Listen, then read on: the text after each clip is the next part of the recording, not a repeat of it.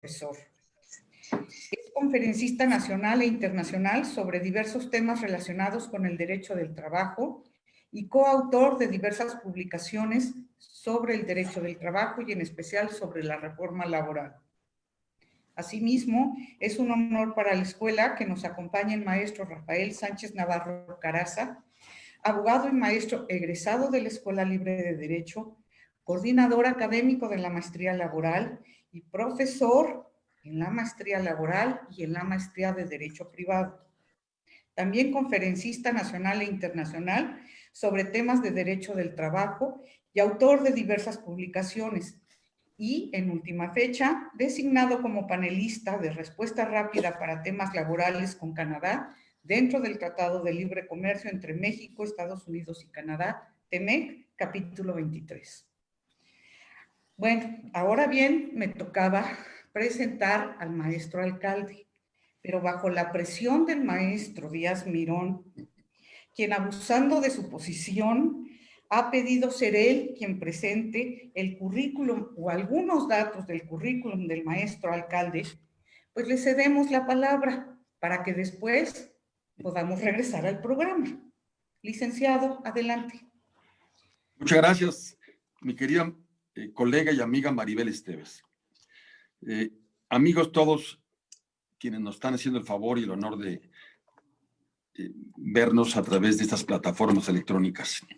Y en esta nueva modalidad de presentación de este tipo de libros por la vía electrónica y virtual, en congruencia con los temas y los tiempos del COVID que estamos hoy viviendo. Para mí es un honor y un privilegio por muchas razones el presentar a nuestro amigo, el maestro Arturo Alcalde Justiniani. Tengo el privilegio de conocer a Arturo desde hace casi 50 años. Arturo Alcalde Justiniani es egresado con mención honorífica de la Universidad Iberoamericana en la carrera de la licenciatura en Relaciones Industriales. Es decir, Arturo primero, antes que estudiar Derecho, estudió esta licenciatura con los colegas y amigos de la Ibero en el área específica de Relaciones Industriales. Debo decir que esta es una licenciatura que ya no existe y que Arturo tuvo el placer y el privilegio de ser pues, miembro de generaciones muy exitosas en este tema, que le obligó en su momento al joven Arturo Alcalde, especialista en RH, después pasar a estudiar Derecho en la Universidad Nacional Autónoma de México, donde también fue miembro de generaciones con colegas también como él destacadísimos, en donde ustedes van advirtiendo que la vida académica y la vida de estudiante de Arturo lo fue formando. Tuvo estudios y ha hecho diversos estudios en materia laboral y de derechos humanos en distintas instituciones nacionales y extranjeras. Es obviamente conferencista e invitado de honor en muchas de estas universidades a lo largo y ancho de nuestra república y también del extranjero, me consta, tanto en los Estados Unidos, Canadá, como en Europa. Es autor y coautor de múltiples publicaciones en materia laboral con un enfoque de una juridicidad muy fresco. Arturo también se caracteriza por ser un gran escritor. Todos tenemos el gusto de leerlo todas las semanas con sus artículos en La Jornada. Algunos de ellos, francamente, no explosivos, sino incendiarios, jurídicamente hablando. Fue Premio Nacional del Periodismo José Pagés Yergo en 2009, en la categoría de Reforma Laboral. Profesionalmente, Arturo es titular del despacho de asesoría jurídico-laboral, que desde hace más de 40 años se dedica a la asesoría jurídica organizacional y formativa para organizaciones sindicales y trabajadores de base. Insisto, es articulista en la periódico La Jornada en temas de trabajo y también políticos, política laboral y política sindical, y miembro del comité directivo de la International Labor Rights Forum, que es una organización internacional que promueve los derechos laborales en diversas partes del mundo. Quienes tenemos el placer de conocer integralmente a Arturo, también podemos dar fe de que es un hombre de familia casado con nuestra amiga Berta desde hace ya muchos años, y tienen 2 destacadas hijas. Una de ellas es hoy nuestra secretaria del Trabajo, ni más ni menos. Arturo es un hombre íntegro, es un hombre con el cual podrás o no estar de acuerdo con él en algunos puntos, pero es un hombre íntegro. Me ha tocado trabajar con él como contrapartes en asuntos individuales y colectivos, en muchos casos, y doy fe, y me encanta decir que es un contrario distinguido de categoría, con el cual puedes construir indudablemente acuerdos a mediano y a largo plazo con los sindicatos que él representa, y en este caso con las empresas que me tocó a mí a la postre representar. Por ello, para mí en lo particular, para Rafa, como miembro también del claustro de profesores, Maribel ni se diga, es un honor.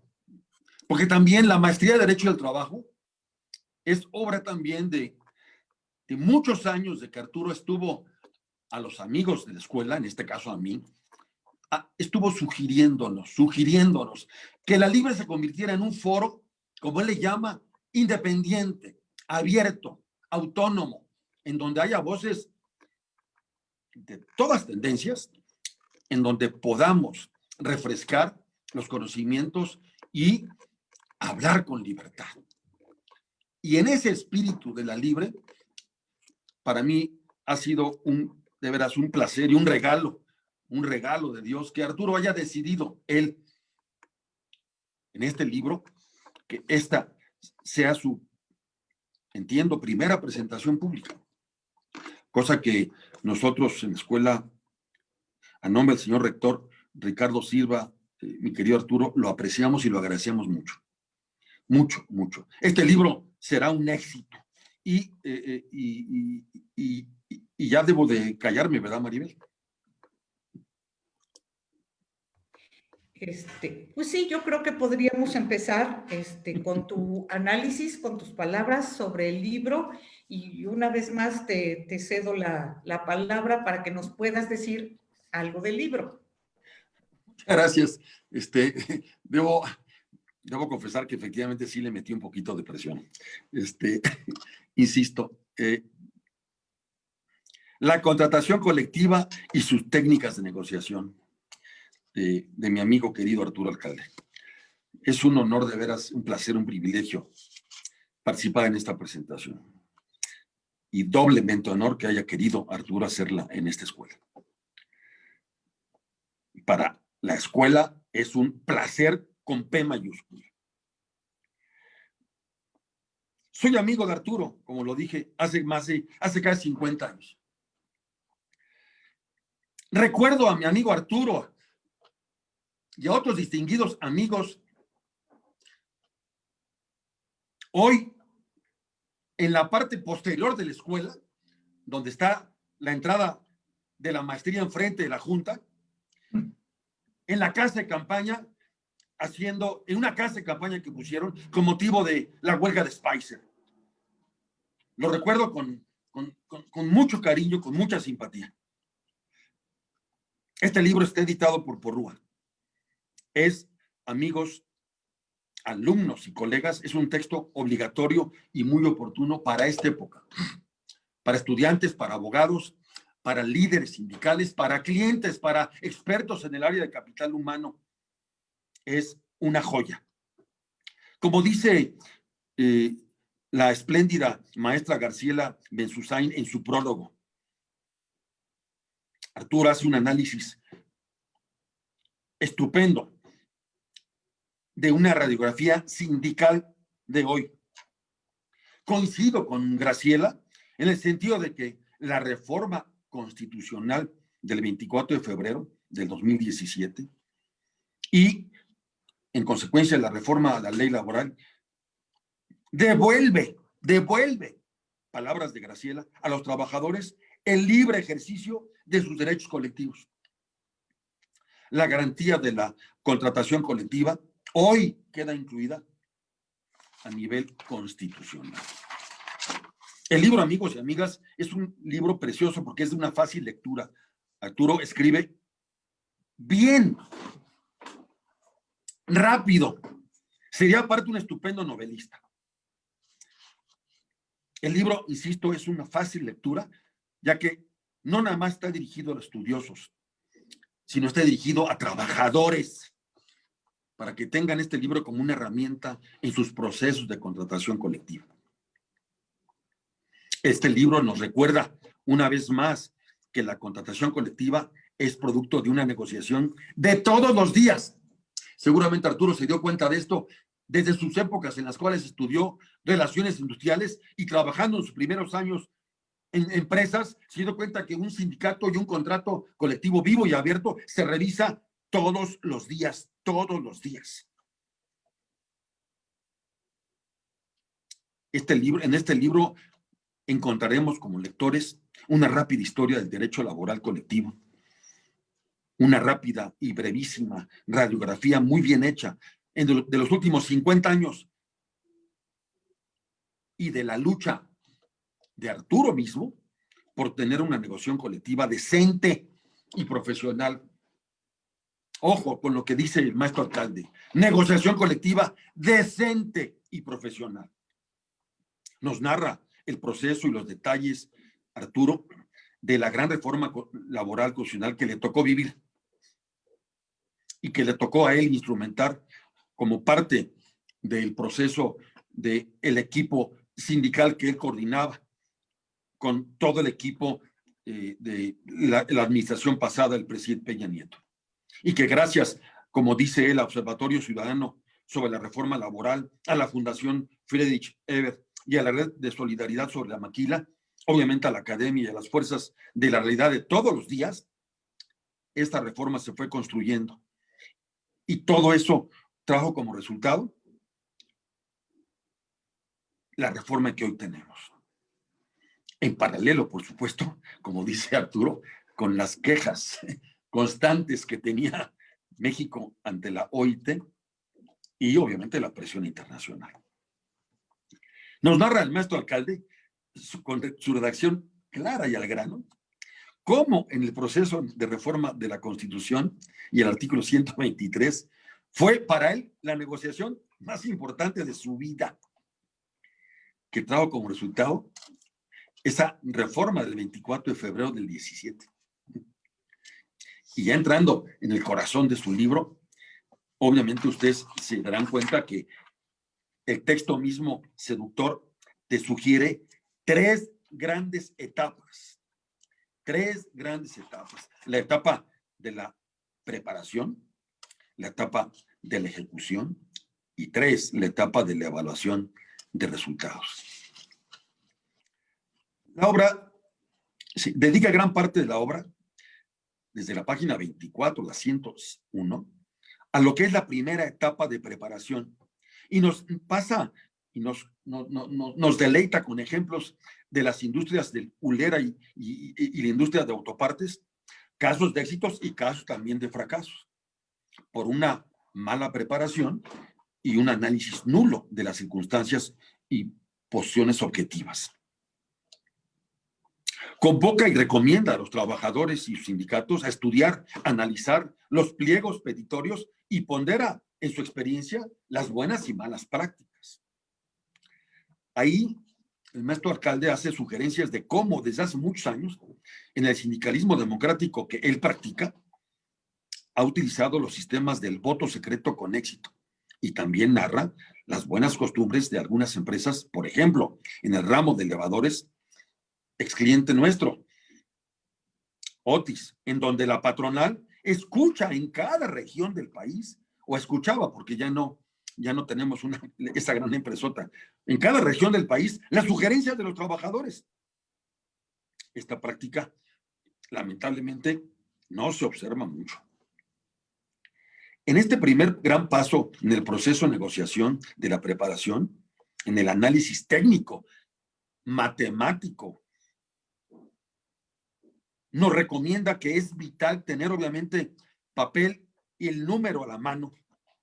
Cita Arturo el consejo y la forma en cómo el gran abogado empresarial y maestro de muchos de nosotros, ya fallecido, don Manuel Marván, les pedía y nos enseñaba a todos que costeáramos lo que solicitábamos o lo que íbamos a dar. Por favor, decía, costéalo. ¿Qué vale lo que estás dando? Advertirá el lector que los consejos que recomienda Arturo de cómo sacar y valorar realmente los puntos, el puntito en la revisión para saber que los objetivos de la revisión deban de ser valiosos, realistas, pero también cuantificables. Cuantificables. La revisión de los contratos colectivos debe tener objetivos sindicales, productivos, sociales, y todos deben de ser medibles. Arturo Alcalde nos comparte también la forma de cómo se deberá escoger, orientar, capacitar a las bases, a los delegados y a las comisiones sindicales. En la segunda parte de la ejecución de la revisión contractual, el maestro alcalde recomienda una serie de reglas aparentemente muy sencillas, pero que son vitales y de orden. Vitales y de orden, ¿eh? Lugar, días, horarios, cómo realmente hacer uso de la palabra, la orden del día, la formulación de las actas parciales, los recesos, los descansos. Un tema, como dirían los clásicos, de la forma es fondo. Y nos da 20 súper recomendaciones en la mesa de negociación, que aparentemente tienen un gran sentido común, pero por ello son importantísimas. ¿Cómo debes de llevar tu palabra y cómo tu palabra debe ser amable en las reglas del trato? ¿Cómo argumentar? ¿Cómo hacer recesos? ¿Cómo aclarar los puntos? ¿Cómo en el uso de la bilateralidad de las comisiones mixtas? ¿Cómo la importancia de una clara, sencilla y buena redacción? ¿Cómo puedes informar y cómo debes informar a la base? Como también en las negociaciones nunca hay que pasarnos de vivos. Como también sugiere no dejarnos chantajear ni ser también chantajistas. Como dice, y lo dice bien, que la huelga es la última instancia. ¿Cómo y cuándo saber? Ojo, esto es muy importante. ¿Cómo y cuándo saber involucrar a las autoridades? Y cómo hoy, en congruencia con los tiempos de la reforma ya vigente, manejar el tema de los cierres. Máxime hoy que tenemos que llevar forzosamente, o tendremos que llevar forzosamente a las comisiones sindicales a conseguir el visto bueno de todos los trabajadores o de la base. Es obviamente para un sindicalismo democrático, como el que ha practicado Arturo y muchos de los sindicatos que representan, no será cosa nueva. Para otros tantos es algo súper importante. Finalmente, en la tercera etapa de negociación, que consiste en la evaluación, ver cómo nos fue, qué objetivos marcados cumplimos contra los resultados, y una bitácora de cómo lo hicimos. Amigo Arturo, gracias por este libro. Es una joya, lo digo con todo respeto, es una joya para los trabajadores, para líderes, delegados, abogados, empresarios, académicos y estudiantes. La escuela, tu escuela, te lo agradece. Y el medio laboral más. Ya que, mi querido Arturo, y con esto concluyo, educar ha sido una de tus pasiones. Escribir es una de tus actividades más preciadas. Pero, más que nada, ayudar a construir el nuevo México es uno de tus sueños. Muchas gracias, mi querido Arturo. Muchas gracias y ha sido un honor acompañarte en este proceso. Gracias, amigo. Maestro, muchas gracias por sus palabras. A continuación, cedemos el uso de la palabra al maestro Rafael Sánchez Navarro, por favor. Arturo, me uno a la felicitación del maestro Luis Díaz Mirón. La verdad es que comentábamos Luis y yo brevemente hoy en la mañana lo mucho que disfrutamos la lectura del libro. Coincido totalmente con Luis, que lograste sin duda el objetivo primordial, que es dirigirte a tus bases, ¿no? Llevarlo más allá de un manual.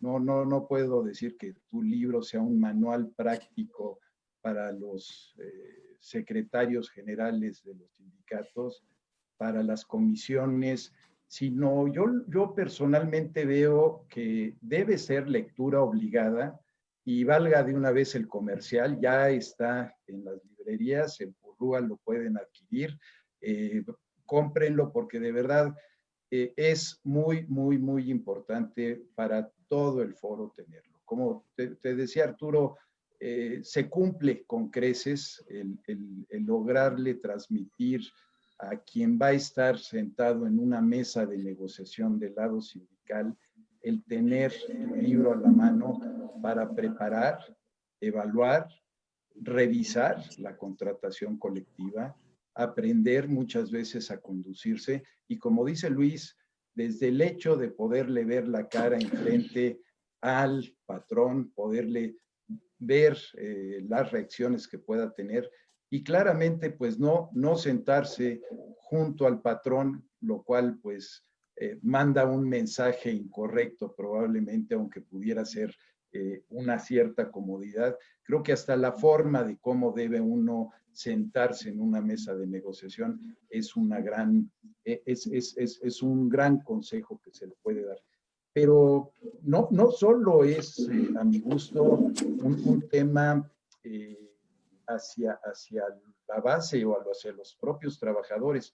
Coincido totalmente uno de los comentarios que haces, que dice, el mundo cambió, pero el sector empresarial, al igual que el sindical, no parece estar preparado para esta transformación. No podría yo tener mayor coincidencia que ello.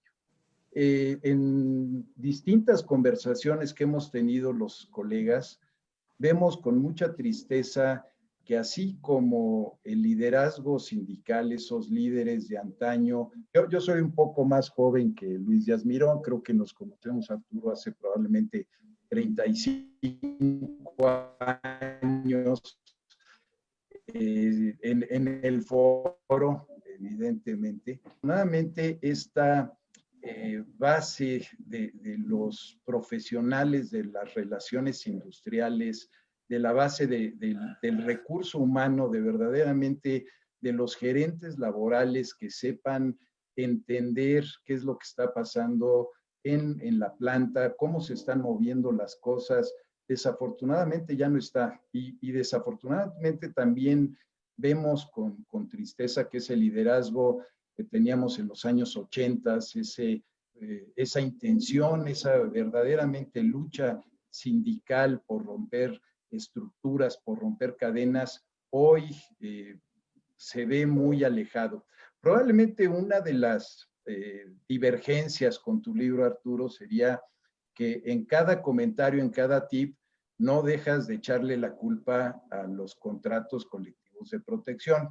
Probablemente no sean toda la culpa de los contratos colectivos de protección.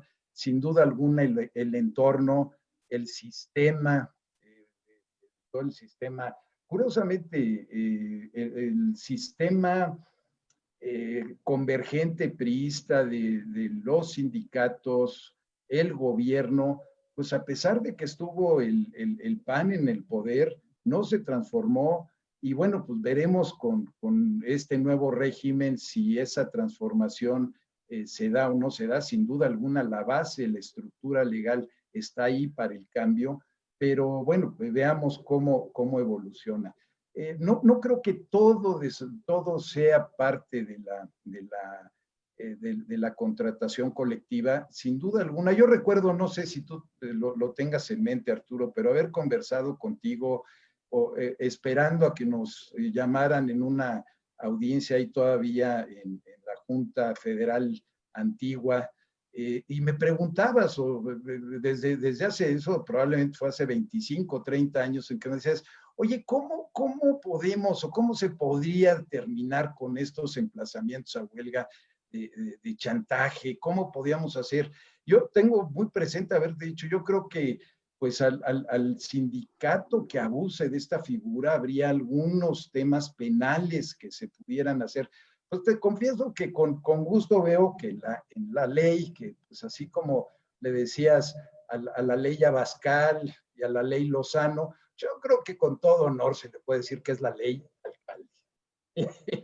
Y voy a ir dando algunos tips en tu libro que creo que la paternidad de esa ley no la puedes negar.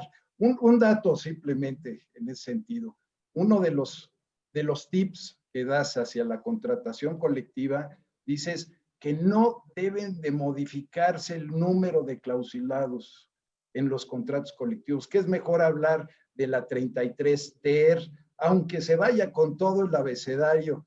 Pues mira, yo creo que ahí es donde tu ley, la ley alcalde, confiesa tu autoría, porque efectivamente la ley nueva federal del trabajo, tenemos el ter, ver, etcétera, etcétera, etcétera, en todos los casos. Sin duda alguna, a mi gusto, creo que a confesión de parte, relevo de prueba, tomo como una confesión, sin duda de tu parte, que así se estructuró la ley, y también en algún otro lado señalas con toda claridad, pues todo el equipo que estuvo trabajando con Héctor Barba, que tengo el gusto de conocer, con Rafael Marino, con Francisco Hernández Juárez, y como coincido con Luis, yo también tengo apuntado, confieso que esta fue la negociación más importante de mi vida, lo tengo también aquí apuntado. Y dices, 2 años después, el nuevo gobierno pudo diseñar, junto con diversos actores, incluido el internacional, un sistema de participación democrática para lograr legitimar la importante fase de la firma del contrato colectivo, y así nacieron, entre otros, el 390 y el 390 bis de la Ley Federal del Trabajo, que entró en vigor el 1 de mayo de 2019. Sin duda alguna, es un reto por delante las modificaciones de la ley. Es un reto que tenemos todos los operadores jurídicos, los abogados, a los cuales también nos dejas bastante mal parado en muchos de los comentarios que haces. No hay tip que des en tu libro que no va a sosegar, no lleve una jiribilla por ahí hacia los abogados litigantes, que evidentemente hay varios que no entienden de la negociación colectiva y lo quieren ver como un éxito personal, cuando la negociación colectiva es otra cosa, es otro planteamiento, no es un litigio individual, no es lucimiento personal, y lo dices en tu libro y coincido plenamente con él. En ese sentido, tenemos un trabajo importante por hacer todos los operadores jurídicos. Como te decía, creo que es importantísimo para todos, especialmente para los nuevos directores de relaciones industriales, tener a la mano tu libro, porque así como le recomiendas a los asesores sindicales, a los secretarios generales, todo este proceso de preparación, negociación y evaluación de los resultados, es algo que un profesionista de recursos humanos, de relaciones industriales, a la hora de prepararlo lo debe de hacer. Retomo, como dice Luis, también el tip muy claro de evaluar, que con toda entereza marcas en tu libro, el tip que te dio licenciado Marván en su momento para evaluar los contratos colectivos. Curiosamente, te comento, Arturo, esa misma fórmula me la dio mi maestro, el licenciado José Altamirano. Y me costó mucho trabajo aprenderle, y para quienes nos estén escuchando, pues probablemente valdría la pena que tomen su teléfono celular, vayan a la calculadora, le pongan un 1 lo dividen entre 365, que son 365 días, lo multipliquen por 100 y ahí está la fórmula mágica. El punto 27.7, si no mal recuerdo, es el número mágico. El licenciado Altamirano todavía me dio un tip adicional. Dice, como mira, los abogados somos re malos para los números y eso de el 27.7, para efectos prácticos, tú calcúlale que es el punto 25 y así la fórmula es bien sencillita. Si das 4 días diagonalando, eso representa un punto porcentual de la nómina. Ah, pues mira, con esa formulita, en muchas de las revisiones de contrato, los contadores sacaban sus calculadoras. En las primeras revisiones que me tocó llevar, pues evidentemente ni computadoras teníamos, se hacían ahí a mano esos pliegos de printaform gigantescos que había, donde ponían, quien hacía la tarea correcta, ponían a mano las prestaciones, tenían la evaluación y hacían todas sus mecánicas los contadores. Seguramente te tocó verlo, Arturo, en muchas de esas revisiones. Pues con esa fórmula de que 4 días era un punto porcentual, pues aquí el grupo de abogados llegábamos a sorprender a los contadores, a decirle, mira, anda por ahí más o menos de 1.1%, todavía nos lucíamos con el 0.1% para darle lujo por los márgenes del 7%, y de verdad la fórmula funciona y deja verdaderamente, es una fórmula muy práctica para evaluar la contratación colectiva. Te agradezco infinitamente que esa fórmula la pongas por escrito, que los colegas la tengamos a la mano, porque efectivamente de eso se trata, de tener un lenguaje común como el que nos ofreces, el poder recoger esas experiencias que tienes en tu libro, cómo algunas fallas en una negociación colectiva pueden dar pues gravemente a temas. Te felicito por dar a luz el libro, por compartirlo, y como dice Luis Díaz Mirón, de tenerte en la Escuela Libre de Derecho como profesor, y ahora pues con el gusto de poder presentar tu libro de la mano de Luis Díaz Mirón. Muchas gracias, muchas felicidades, Arturo, por haber aceptado que sea la Escuela Libre de Derecho quien tenga el honor de presentar tu libro, y sin duda alguna aceptar la invitación de Luis y de un servidor para que en el contexto de la maestría de laboral de la Escuela Libre de Derecho se pueda hacer este evento. Muchas felicidades de nuevo y bienvenido a este libro que sé que será el referente no solo para los trabajadores, sino para todos los profesionales de los recursos humanos, y a los colegas les recomiendo que lo lean con absoluta convicción de que va a ser una gran enseñanza para las futuras negociaciones colectivas que vamos a tener. Felicidades, Arturo, y gracias de nuevo. Muchas gracias, maestro Sánchez Navarro. Muchas gracias por sus palabras. Y antes de pasarle la palabra al maestro alcalde, nada más quiero decirles a todos los que nos están siguiendo en Facebook que el libro ya se encuentra en librerías. En Porrúa lo pueden conseguir, por favor. Bueno, pues sin más preámbulo, de verdad, maestro, es un gusto, es un honor, y yo me siento muy honrada de poderlo presentar en esta su casa. Bienvenido y muchas gracias. Pues muchas gracias a ustedes, muchas gracias Maribel, muchas gracias Luisito Díaz Mirón, Rafael Sánchez Navarro. La verdad, pues no sé qué decir, pero simplemente compartir con ustedes algunas reflexiones. Una, tener la convicción de que tenemos todos el privilegio de estar viviendo un momento de refundación del mundo laboral, cuando menos en el plano jurídico e institucional. Yo diría que es un cambio de una dimensión que todos los días nos empezamos a dar cuenta de la profundidad y de lo gigantesco, y sobre todo el riesgo de que no aprovechemos esa maravillosa oportunidad. Porque reconstruir el mundo del trabajo tiene una gran incidencia en el terreno político, modifica toda esta correlación de fuerzas del control, porque tiene que ver con la subordinación social, tiene que ver con pues toda la estructura tradicional del corporativismo que vivimos en nuestro país y que se construyó en buena medida sobre la base de un modelo, un partido único, de determinadas organizaciones ausentes de libertad y la democracia, cuando menos en un periodo histórico. Hubo otras etapas en las que las organizaciones tuvieron una importancia distinta. En segundo lugar, tenemos la oportunidad de vincular este modelo con una recuperación del valor y de la dignidad del trabajo, el valor del trabajo que tiene cuya expresión quizá más concreta es el salario, ¿no?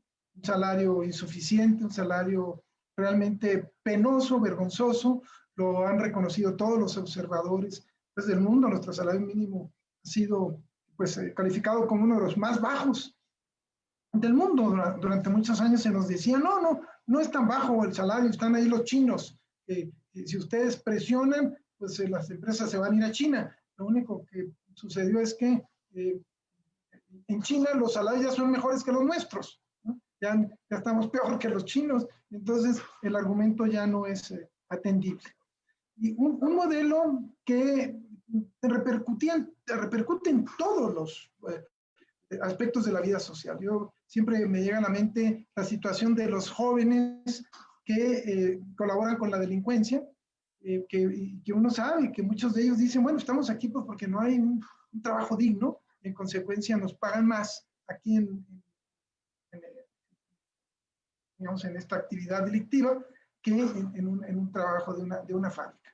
Pues esta oportunidad de un modelo que abarca aspectos legales, aspectos de derecho individual, aspectos de derecho colectivo, temas de libertad, de contratación colectiva, temas de huelga, que modifica las reglas claves de la huelga y que tiene también una nueva dimensión en materia procesal, nuevos jueces, ¿no? En los próximos días, por lo menos en varios estados de la República, ya entrarán en vigor los nuevos jueces que van a encargarse de la administración de justicia. Entonces, y nuevas instituciones también. El Centro de Conciliación y Reforma Laboral es una institución totalmente nueva que no conocíamos y que va a encargarse del registro de los sindicatos y de también los contratos colectivos.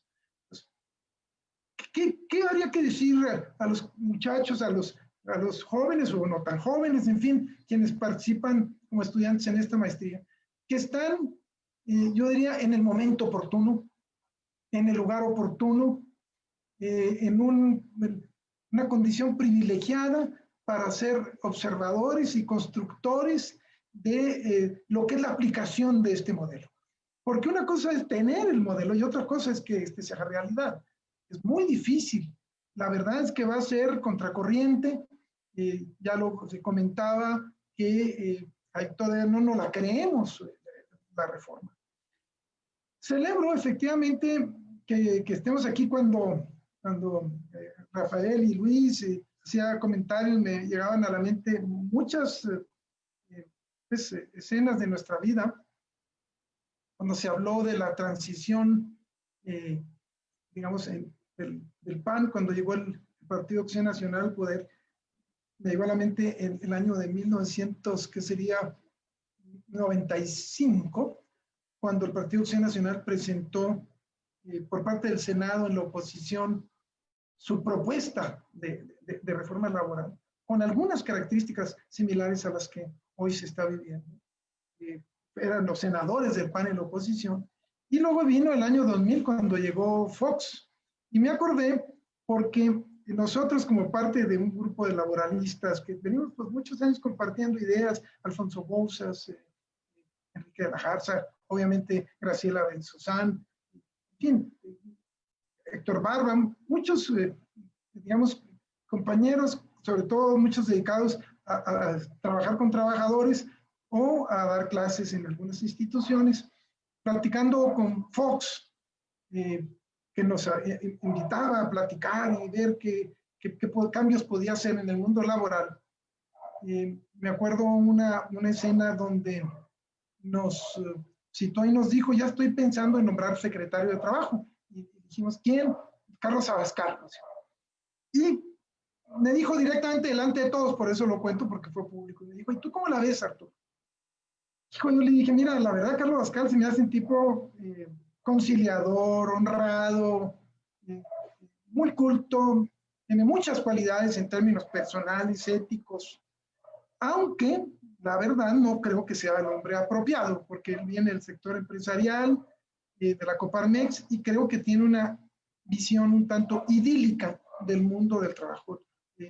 No reconoce que hay problemas objetivos de corrupción, toda esta visión que tiene de gran resistencia a reconocer la lucha de intereses, lo hace pues pensar que el problema se reduce al buen trato, como él decía, a mirarse a los ojos, a tomarse un café y a confiar en la dignidad o en las personas.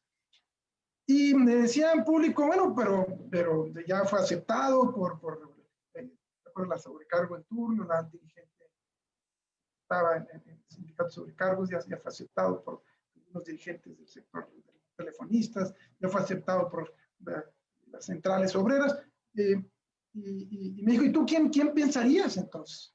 Entonces yo le dije, yo pensaría, me llega a la mente 2 abogados, que son empresariales, porque creo que es lo más correcto, porque tú tienes una visión empresarial, Vicente Fox, entonces no te vas a sentir cómodo con un abogado sindicalista, pero que sean abogados empresariales con objetividad, con lucidez, y que tengan la firmeza y la claridad de decirte la verdad sobre los hechos, y que no nomás te sigan la corriente, y que no que conozcan el mundo del trabajo. Y entonces dame nombres, me dijo, y me acuerdo que le dije, bueno, Luis Díaz Mirón, ¿ya? Y Carlos de Buen, me acuerdo de ese nombre.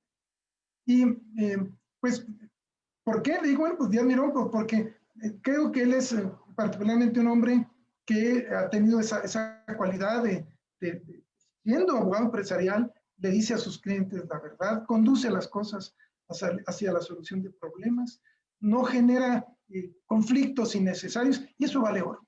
Y obviamente, pues lo mismo de Rafael Sánchez Navarro, que tiene pues esa misma escuela de ser una gente que le da dignidad y honradez a la profesión, que no todos son así, porque habría que decir que en el medio laboral hay muchos problemas pues, de corrupción, no solamente por parte de los dirigentes sindicales, sino también por parte de muchos abogados empresariales. Los comentarios también me llevaron de la mano a otras anécdotas de la vida. Cuando se hablaba de la evaluación y del maestro Manuel Marván, que efectivamente fue en muchos sentidos un fundador de esas técnicas de negociación, ya estando muy joven, por ahí del 74, 70, más o menos 74, 75. Yo era abogado del grupo de trabajadores de las empresas de botes, del grupo Zapata, Mexicana de Envases. Y él era nuestro contrario y discutíamos mucho. Y la verdad que nosotros a veces nos excedíamos en la discusión. Y en un momento dado me dijo, ya un poco desesperado, me dijo, mire, licenciado, usted tiene principios. Y yo así de repente me sentí así, dije yo, me levanté la cara un poco orgulloso, me dijo, sí, pero principios de principiante. Principios de principiante. Y efectivamente, al terminar la discusión, en esa tarde me dijo, oiga, vamos a echarnos un cafecito. Y me invitó, me dijo, quiero establecer algún diálogo profesional, y me invitó a varias sesiones con pizarrón en mano a compartir sus experiencias en la negociación colectiva, toda esta metodología de evaluación, de establecer cierto tipo de prestaciones, digamos, con un carácter especial cuando afectaban la productividad, de los costos indirectos, de la vinculación de las prestaciones con temas fiscales, en fin. Entonces fue en buena medida un maestro muy apreciado y por eso lo menciono, como el propio Néstor de Buen, también en muchas otras ocasiones, siendo, pues además de contrario, en la Ibero más de 20 años fue abogado de la institución y yo abogado del sindicato, pero también siempre estábamos aprendiendo. Entonces, qué interesante es este grupo de abogados de empresa que tienen una visión constructiva del derecho laboral. Y esto vale oro, porque en el proceso de la negociación y de construcción de la reforma laboral, efectivamente participaron pues muchos actores y instituciones, pero como por ejemplo la que fue importantísima, el Poder Judicial. El Poder Judicial fue básicamente el Poder Judicial Federal, unos magistrados, en fin, ahora miembros de la Judicatura, ¿no? Pero una de las sesiones que fueron muy importantes fue en la propia Libre Derecho. Lo recuerdo, estaba ahí presente el ministro Franco, que ha sido un hombre clave, ¿verdad?, por su lucidez y por su prestigio y su impulso para hacer que las cosas avancen. Entonces es tan interesante, porque esta sesión la tuvimos en la propia Escuela Libre de Derecho, en una sesión informal, donde dijo, yo los apoyo, a ver en qué les ayudo, ¿no? Entonces, ese tipo de actores resultaron claves para ir construyendo una idea en la que nuestro modelo laboral, en sus distintas vertientes, adquiriera legitimidad.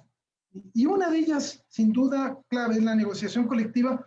Y cuando se señala que criticamos mucho los contratos de protección, ello deviene a que si el contrato colectivo está atrapado en su etapa inicial, en la firma, si los trabajadores no participan en la firma y el patrón decide quién es el sindicato de la dependencia, permea y pervierte la integralidad del modelo, porque entonces ya los trabajadores no se sienten representados, saben que son ajenos, el patrón abusa de ellos porque los trabajadores no tienen ningún mecanismo de defensa, se refleja en la condición salarial y es una de las razones por las que tenemos salarios tan bajos.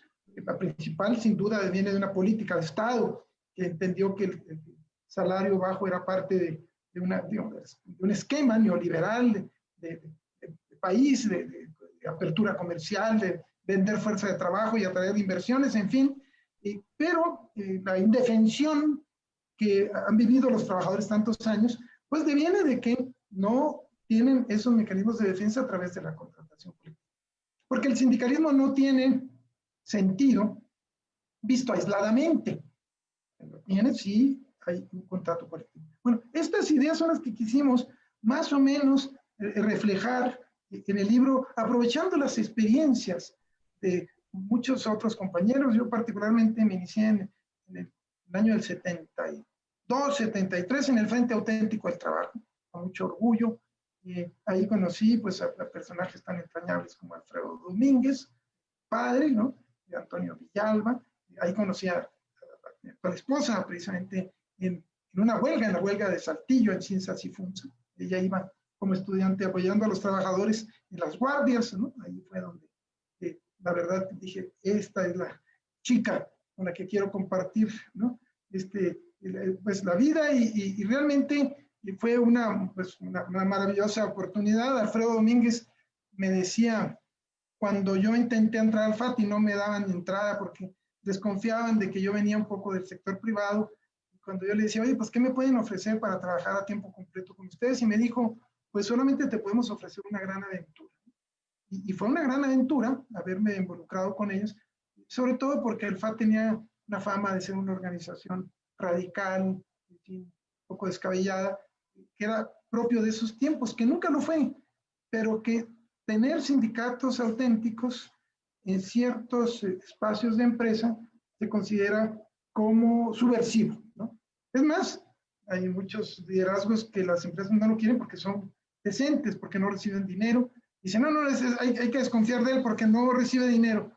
O sea, debería ser al revés, pero así opera. Hay una cultura de control, cultura sustentada en el hecho de que el sindicato es mío, y en el centro de todo este proceso, sin duda está, bueno, la negociación colectiva, porque los sindicatos, decíamos, existen y tienen sentido, no son simplemente club de Toby, sino tienen sentido si logran pactar con el patrón este instrumento que modifica las condiciones de trabajo. Y la contratación colectiva es la fuente para la presencia en los organismos tripartitos, etcétera, etcétera.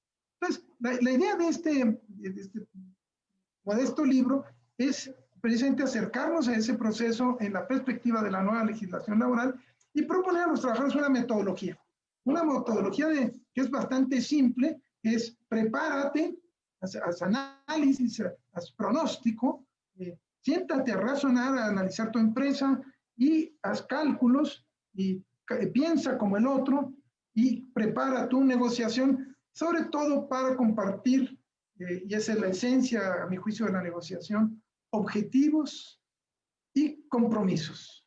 Y cuando compartes objetivos, pues compartes prioridades y logras algo que es muy importante, que los intereses de uno y otros se compartan. Y eso ahorita en nuestro país es clave. Yo creo que la reforma laboral va a depender mucho, no tanto de la estructura de los jueces, que es clave, por eso es a nivel de pleito, no tanto a nivel de los registros sindicales, porque esos son medios, no tanto a nivel de los depósitos, sino básicamente en la capacidad de entendimiento entre los actores del mundo del trabajo que no pasan la mayoría de las veces por la autoridad, sino que son encuentros de manera directa. En un mundo donde más del 95% de los contratos colectivos son falsos. Entonces, por eso es que se insiste mucho en el tema, porque estamos partiendo prácticamente de cero. De cero. Aquí en la Ciudad de México hay alrededor de 1,300 sindicatos. 1,000 son de mentiritas, o sea, ni siquiera se mueven. De los 300, no más de 8 o 10 hacen elecciones, rinden cuentas y consultan a los trabajadores antes de firmar un contrato colectivo. Esa es la ciudad más grande del país. No más de 10 sindicatos que tengan una vida, digamos, plena en lo que son los procesos elementales. Entonces, imagínense la dimensión, digamos, el reto para transformar este modelo clave para la economía, para la política, para el país en términos hasta de su propia paz social. Y, digamos, termino esta reflexión diciendo, lo interesante es que podemos ser actores fundamentales. Y yo creo que la Libre, yo creo que ustedes, bueno, la participación de Rafael y de Luis, ¿en cuántos eventos no ha participado? Yo no le voy a hacer la pregunta a Luis, pero yo lo he visto seguramente en 300. Lo veo de repente voy a Chihuahua y me lo encuentro ahí, de repente voy a Tamaulipas, me lo encuentro ahí en un foro, voy al Estado de México y me lo encuentro dando clases. ¡Qué padre! Porque en todos lados se lleva un mensaje, además, profesional. No se va a picar pleito, ¿no? No se va a decir, ahora le vamos a defendernos y vamos a impedir, jamás, ¿no? Y lo mismo, Rafael. Entonces, yo digo que esta actitud, qué bueno que está aquí en esta universidad, qué bueno que es una universidad en la que se entra a fondo en los problemas. Y por eso es clave esta maestría y por eso es tan interesante que ustedes estén participando en esta formación, que no es simplemente aprenderse de memoria los artículos, están ahí en el libro, sino reflexionar, ¿no? Reflexionar dónde estamos, qué oportunidad tenemos en una vida tan corta como la nuestra y en un cambio que fue muy repentino. Quizá lo que nos está pasando es que es tan rápido que no lo acabamos de entender. Como que ya hay nuevos jueces, como que ya hay una política salarial distinta, como que ya los sindicatos necesitan acreditar, digamos, que representan trabajadores para emplazar a huelga, como que ya las empresas pueden pedir la imputabilidad a la huelga a los 2 meses, ¿cómo que ya los sindicatos eventualmente podrían perder su registro si siguen dedicándose al negocio de la extorsión? Todo esto junto, sin duda, pues es un cambio gigantesco, pero puede fracasar. La verdad, y no totalmente parcialmente, si los actores del mundo del trabajo no actúan. Y por eso en la parte final del libro hago una pequeñita reflexión en el sentido de que para lograr el cambio se necesitan esos 3 factores, ¿no? Una buena ley, que yo creo que la existe, imperfecta, yo creo que ahorita a estas alturas ya nos podemos dar cuenta de que faltan cosas o sobran cosas, ¿no? A lo mejor en algunas cosas se excedió el legislador, a lo mejor en otras tuvo algunos faltantes. Por otro lado, una voluntad política del gobierno, que creo que le existe, y que haya actores que quieran participar y empoderarse del cambio. Ahí es donde veo que la cosa está muy difícil. Y un termómetro es el proceso de legitimación. Todos los sindicatos tendrán que legitimar sus contratos colectivos en un periodo de 4 años. Si no los legitiman en ese periodo de 4 años, automáticamente se cancela su registro sindical. Esta fue una regla internacional. Ni siquiera fue producto de la mentalidad y de la propuesta de los legisladores mexicanos. Fue una condición planteada por Canadá y Estados Unidos para firmar el TEMEC, ¿no? Es una de tantas. Bueno, la tenemos ahí, es parte de la ley y la verdad no son muchos los sindicatos que se han puesto a las pilas para transitar hacia la legitimación. Yo creo que ahí se van a quedar muchos. Yo creo que vamos a ver un nuevo panorama sindical. Yo creo que va a haber incluso resistencia de muchos jóvenes a participar en el nuevo sindicalismo porque no tenemos mucho prestigio. Yo creo que tenemos que aprender a litigar. Los jóvenes que manejan mejor las técnicas, ¿no?, modernas de la computación nos van a rebasar en muchos sentidos. ¡Qué bueno! Pero ahora estudiar Derecho es un privilegio y ahora tener una maestría de Derecho del Trabajo vinculada con los problemas reales, pues es una maestría en serio, ¿no? Una maestría que se puede presumir, no como algunas otras de otras instituciones, donde pues es una cosa más bien de trámite, de rollo, una cosa más superficial. Y los felicito, y bueno, sigamos adelante en esta reflexión. Gracias. Gracias, Arturo. De verdad, muy interesante. Y quisiera yo retomar, abusando de Luis antes de que me quite el uso de la palabra, mencionaste dos cosas que coincido totalmente. Uno, una estructura de la propia ley que probablemente, como dices, el legislador se excedió en algunos puntos. Quisiera tus comentarios específicamente sobre ese tenor. Creo que hay una parte de la certeza en la firma, registro de la contratación colectiva, las consultas de alguna manera tan restrictivas, o el poder de la propia autoridad pues nulificar alguna consulta que considere que no se cumplió. Creo que es una camisa de fuerza en un lado, pero el otro, la contraparte es probablemente, o tanta fuerza pudiera llevar al otro lado, a una posible anarquía de en el sindicalismo o en la forma de lucha.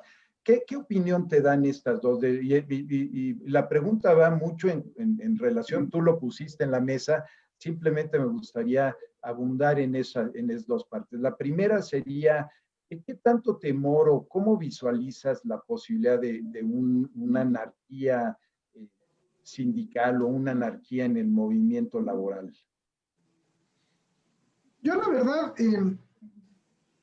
invitaría a que identificáramos en el nuevo modelo laboral qué parte tiene factura o sello nacional y qué otra parte tiene condicionamiento internacional. Eso ayuda mucho para darse cuenta, digamos, cuál es el margen de maniobra a la hora de proponer cambios.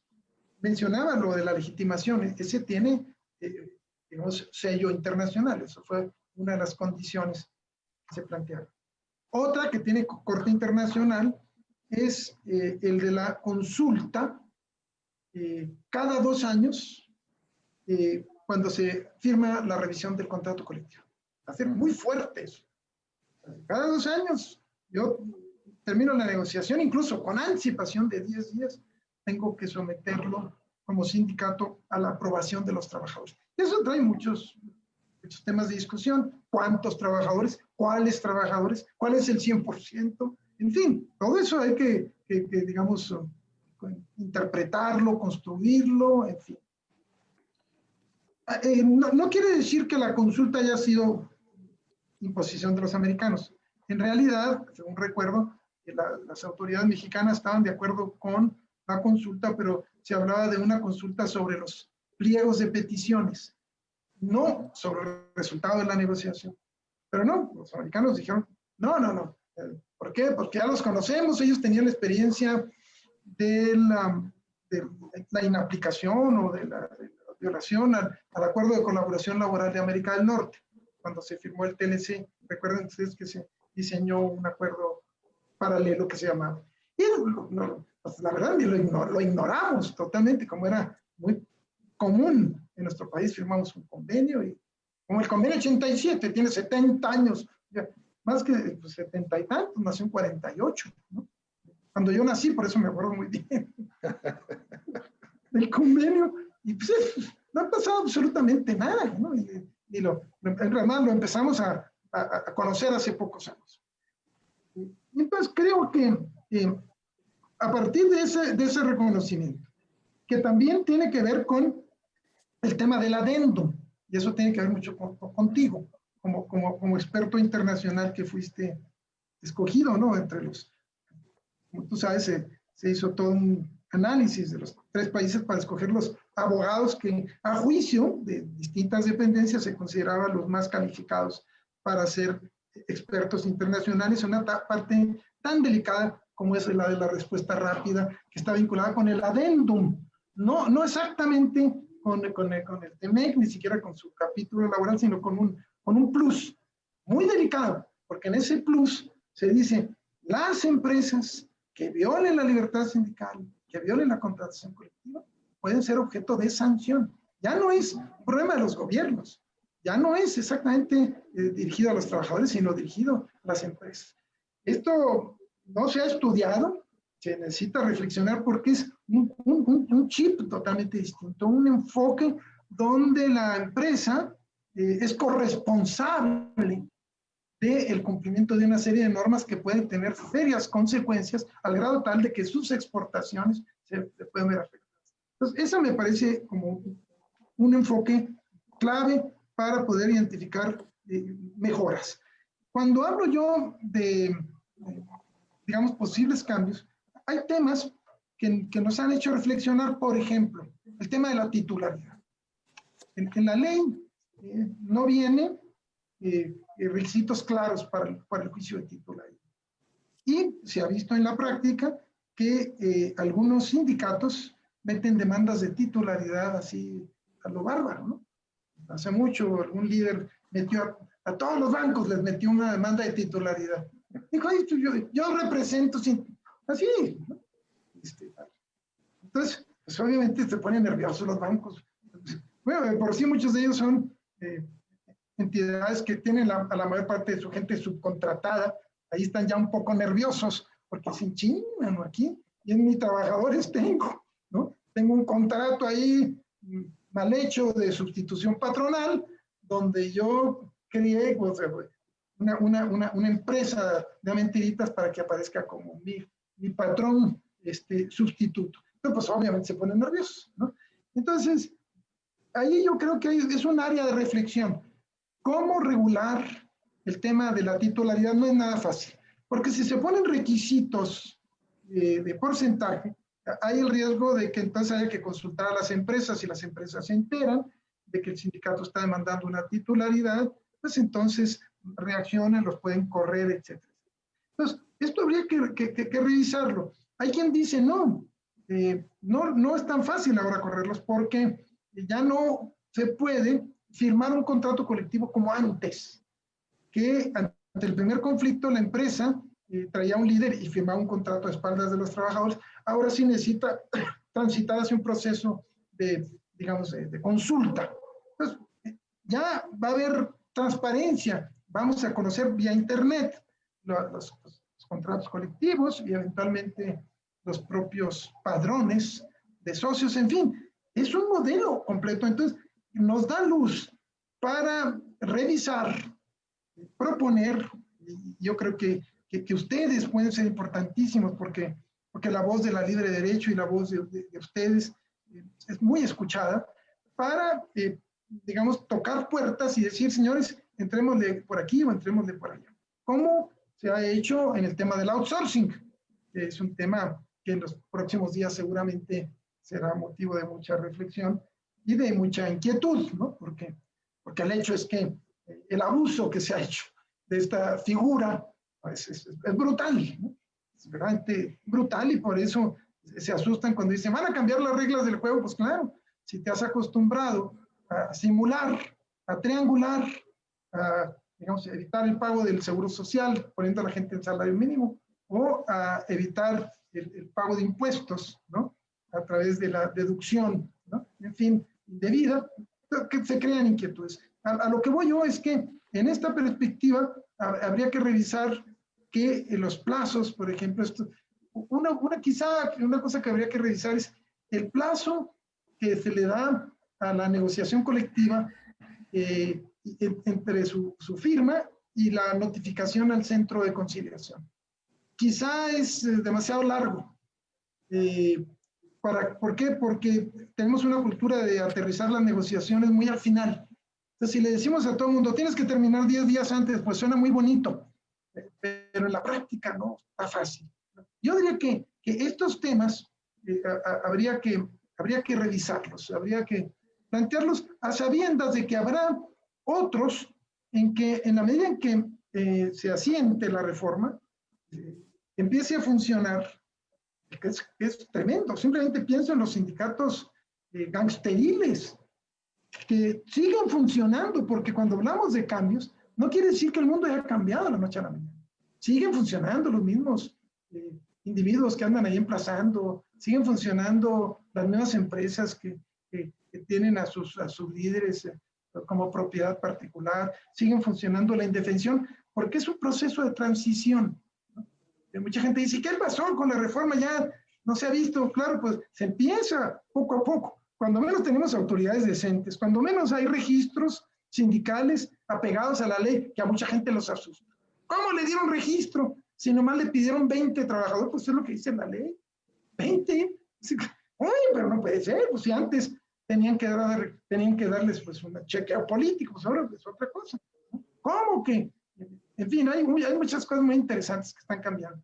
Yo creo que en ese contexto, con una visión muy responsable, muy objetiva, hay que cuidar que el modelo laboral no nos vaya a llevar a un escenario de gran dificultad para el ejercicio de los derechos colectivos. O, como tú dices, de un uso no responsable de un gran poder que van a tener los trabajadores al momento de votar la negociación colectiva. Eso es el caso, porque como votan en secrecía, puede ser que digan, bueno, yo sí estoy de acuerdo con el aumento, pero no estoy de acuerdo con el líder.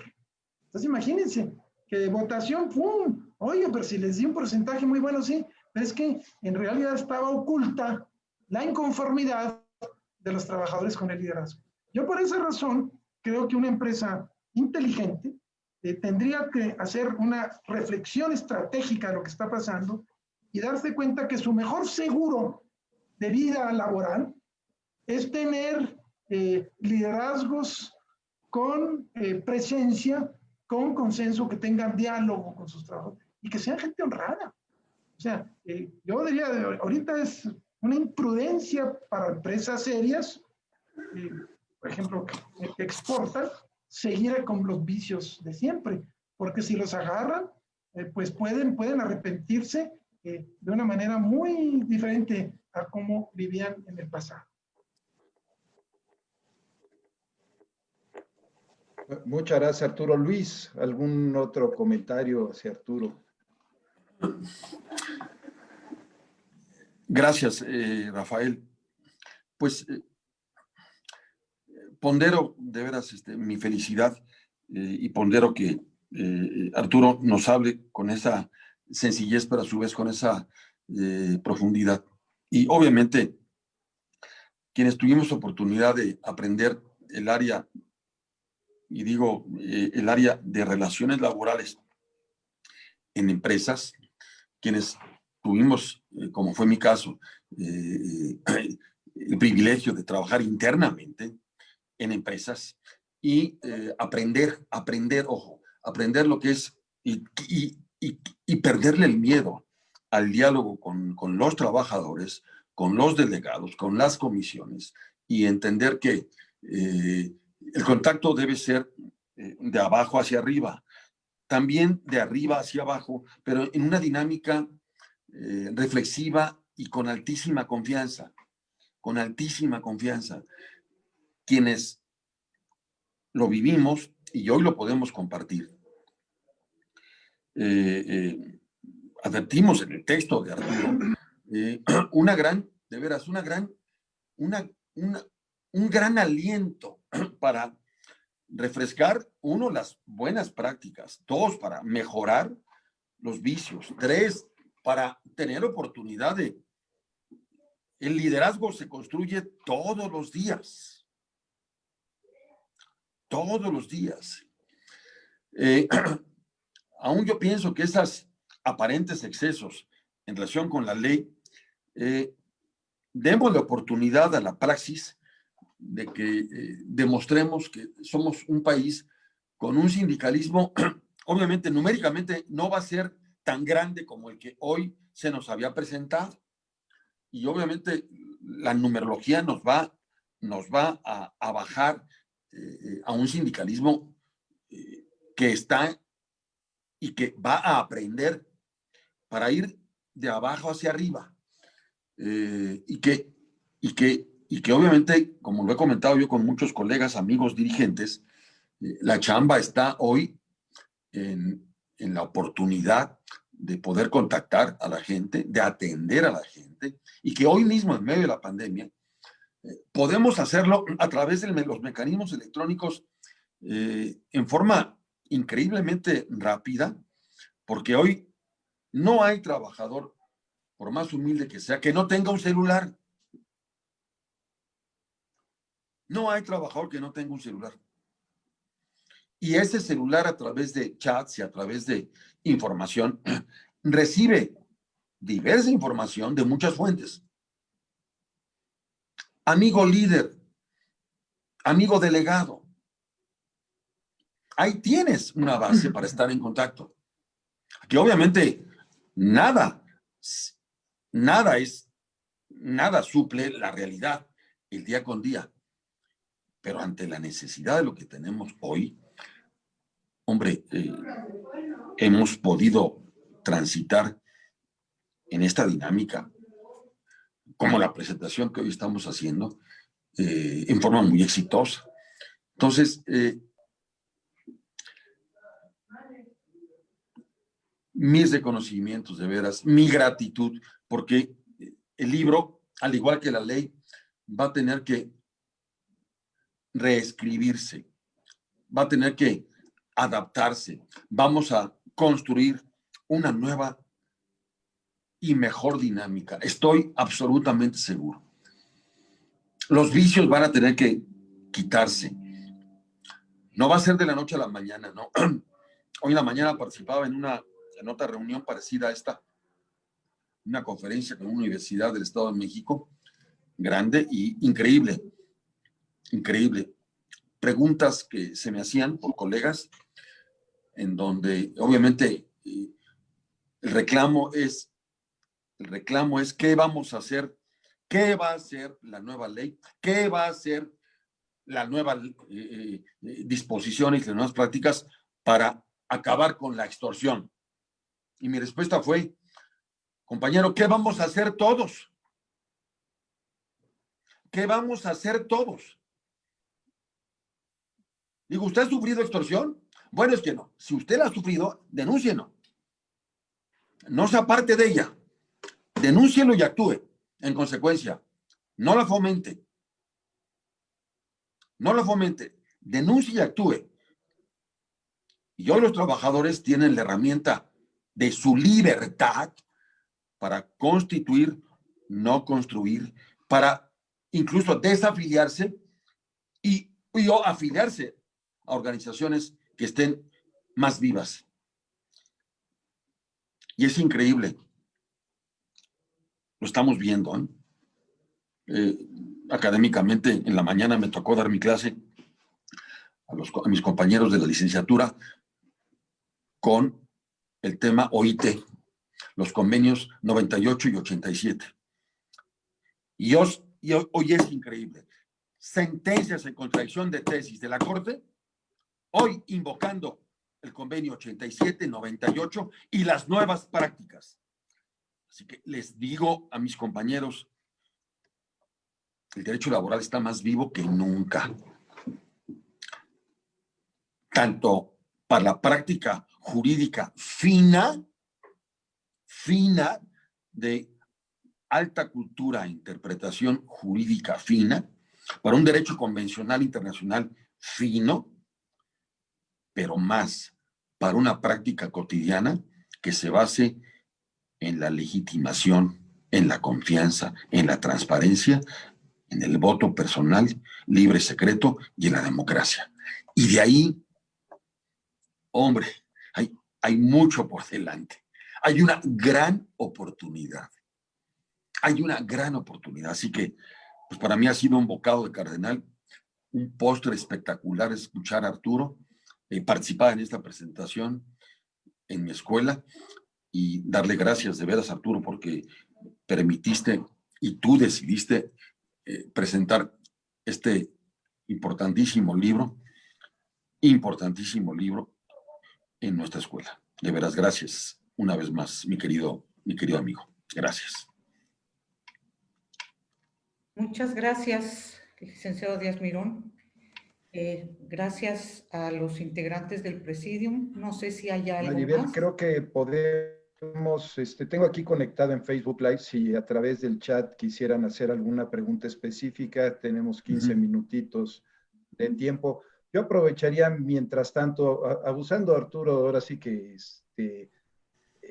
en tu libro planteas muy claramente los tiempos en las revisiones contractuales, en las revisiones salariales, esta costumbre amigable y lo natural de muchos sindicatos de hacerle llegar en forma directa el pliego de peticiones a la empresa, incluso antes de emplazar a huelga, dejarlo como una última opción, que coincido totalmente, es la fórmula. Sin embargo, algo que percibo que la ley nueva, como tú la llamas, incluso en el libro, en ese sentido creo que todavía nos faltan algunas entregas adicionales para que puedas comentar tus vivencias de las discusiones de los artículos, así como tenemos del doctor Mario de la Cueva su nuevo derecho laboral, tendremos los comentarios a la ley alcalde de don Arturo sobre los comentarios que diste. En ese sentido, está muy claro la revisión salarial, la revisión del contrato colectivo,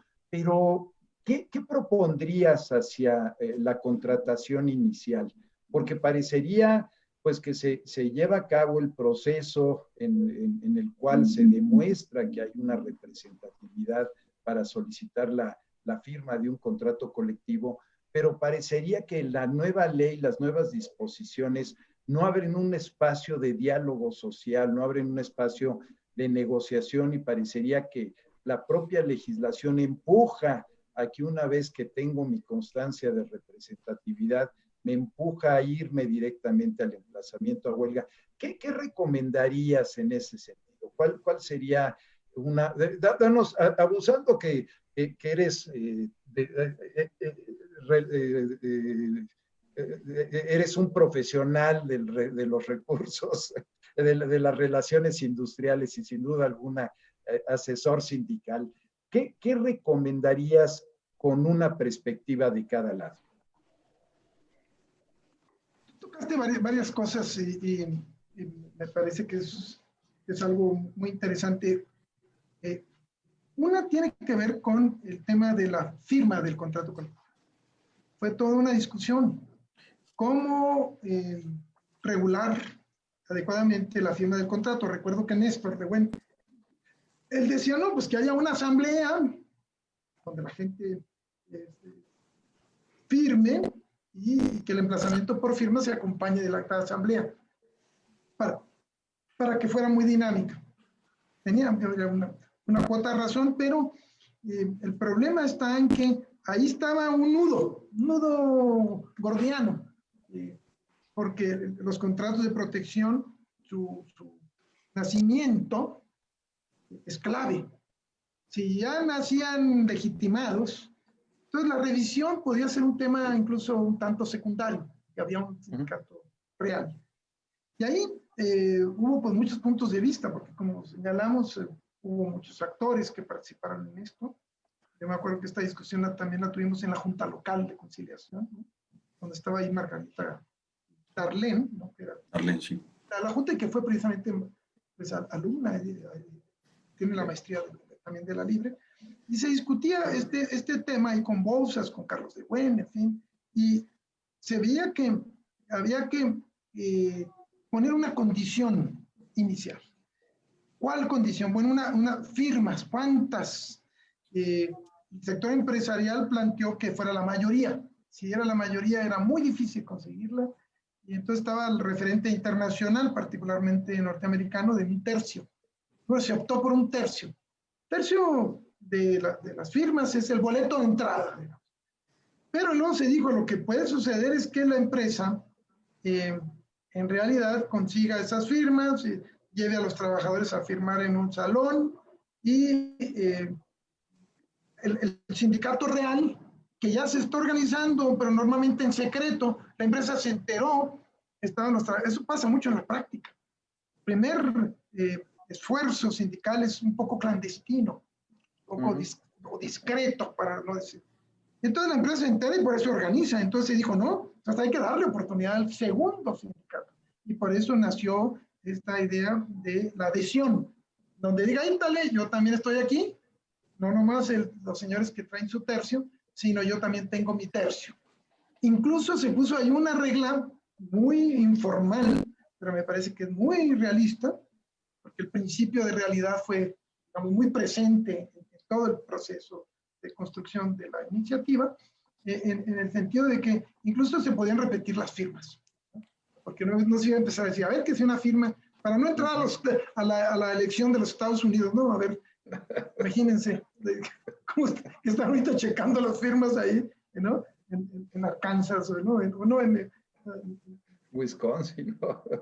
Bueno, en varios estados, pero particularmente acá bueno, los países, de los 3 o 4 estados que todavía están pendientes. El punto es que se llegó a esta propuesta. Puede ser una propuesta pesada, va a depender de cómo lo ejerzan los trabajadores, la resistencia de los empresarios y la interpretación de los jueces. Eso es, no hubo mucho tiempo para la capacitación de los jueces, pero yo confío en que vayan a ser flexibles y a entender este proceso, a pesar de la gran dificultad que tiene, que los temas colectivos no son muy explorados en México. Uno, cuando va a litigar al interior de la República, se da cuenta de que no hay experiencia. Yo todavía recuerdo un recuento allá en Aguascalientes, donde, digamos, nosotros nos había demandado la titularidad a un sindicato de la CTM, a uno con el que colaboramos nosotros, y el líder de la CTM en el estado se me acercó y me dijo, oiga, ¿cómo es el recuento? ¿Cómo van a votar? Oiga, no me acuerdo, un hombre ya de edad. Dijo, ¿por qué? Porque nunca hemos tenido ningún recuento aquí. O sea, imagínense, era una institución inmaculada, digamos, virgen en esa. Pero también nos ha pasado en otros lados.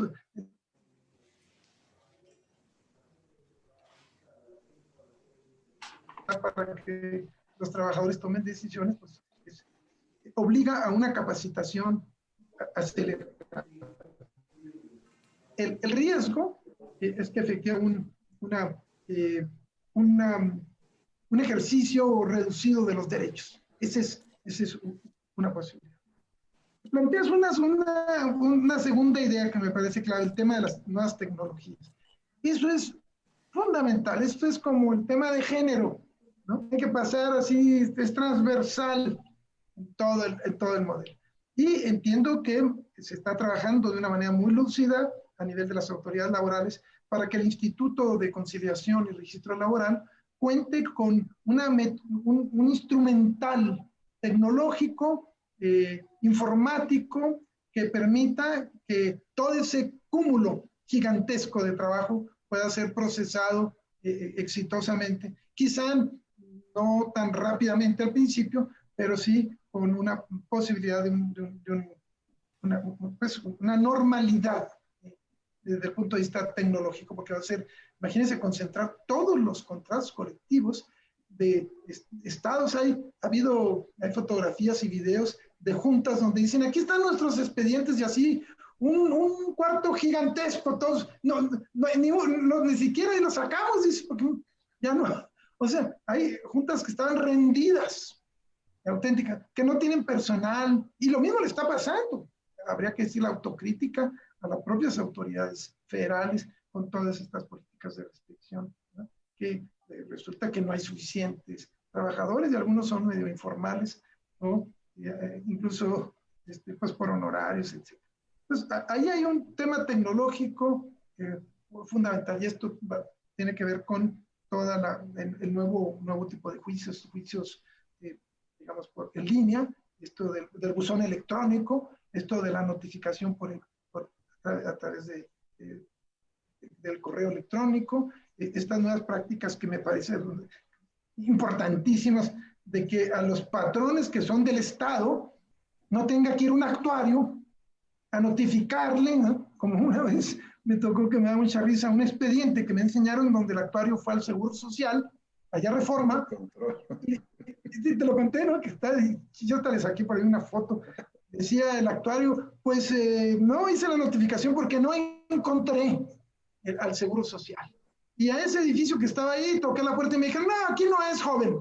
Y aquí no es el Seguro Social ahí. Una cosa grotesca, ¿no?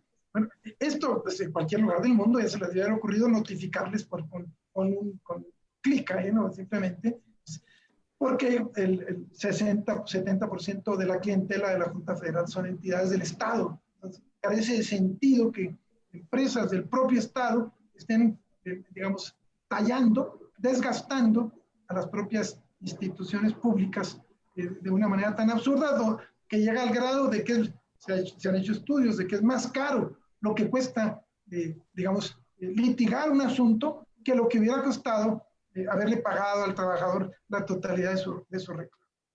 Y por último, planteas un tercer de una gran importancia, que es el tema de cómo favorecer un esquema que no se construya sobre la base de emplazamientos de huelga, de notificación.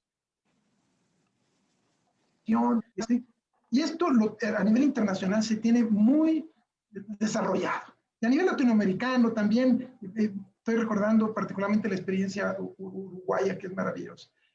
Esto es que la negociación colectiva no está construida de manera tan individual como en México. En México tenemos una deficiencia estructural, y es que los contratos colectivos son por centro de trabajo. Ya lo hemos comentado con ustedes muchas veces. Resulta absurdo que la Ford tenga en Chihuahua el contrato colectivo de una planta, y la otra que está enseguida, nada más porque está dividida por una pared, es otro contrato colectivo y otra revisión. Y en Hermosillo tienen otra, y en Cuautitlán otras.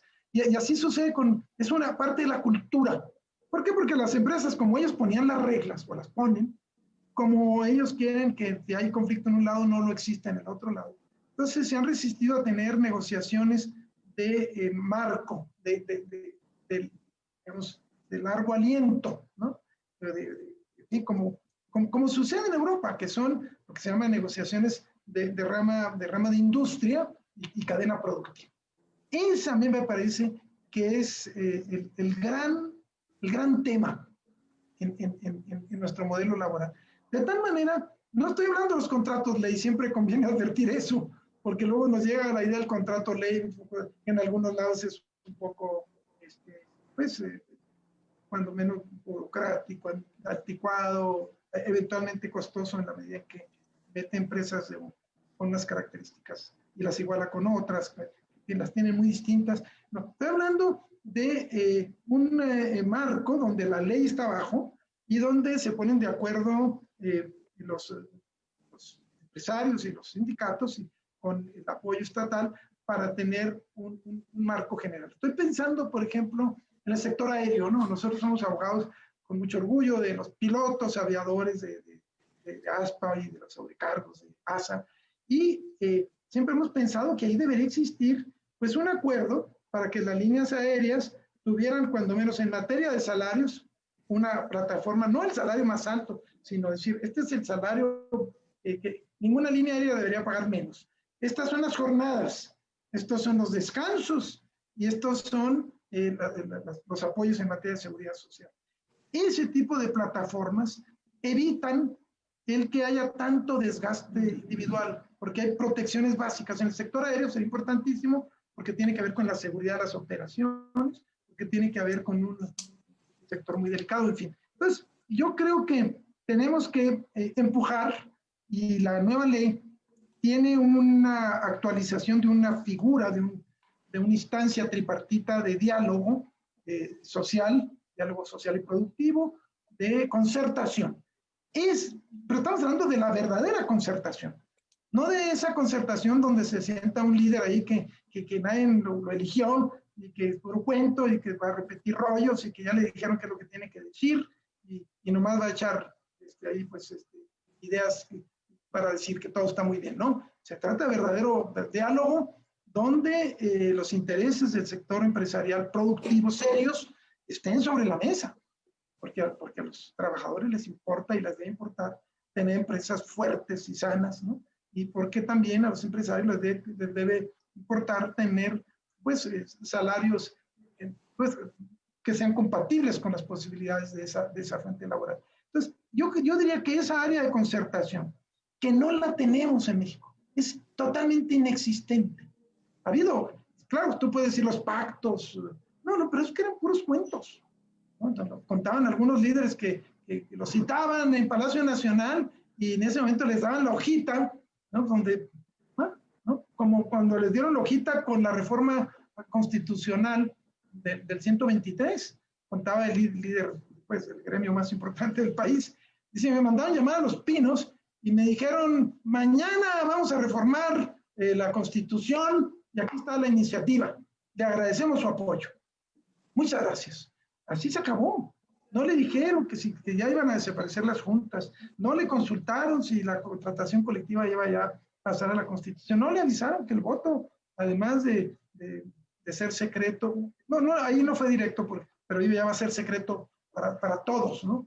En fin, no le dijeron muchas cosas, pero así era como funcionaba. Entonces yo creo que la concertación es un gran tema y es un tema que se puede empezar a tomar en serio, ¿no? Yo diría que ahí la escuela podría tener un gran papel para, yo acudiría a experiencias exitosas en otros países.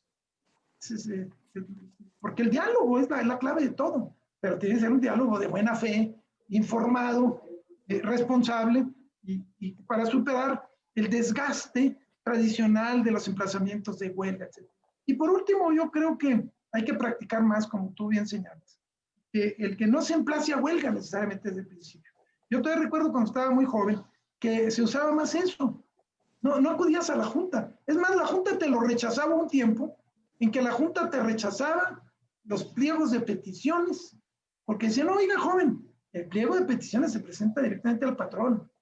Aquí es el emplazamiento de huelga. Allá tiene usted 60 días para pedírselo al patrón. Aquí tiene usted 6 días para la prehuelga, pero no se confunda. O sea, yo no soy su notificador. Bueno, eso hubo un tiempo en algunas juntas, pero ya después las cosas, la realidad se impuso y hoy pues todo el mundo mete el emplazamiento junto con el pliego de peticiones, hasta por certidumbre, sobre todo porque hubo algunas empresas que les presentaban el pliego, que lo recibían y después decían, yo no recibí nada, ya se te pasaron los 60 días. Entonces, siempre la mala fe, pues pasarse de listos, ocasiona que muchas de las instituciones se tengan que transformar y que se cancelen pues, experiencias que podrían ser más positivas.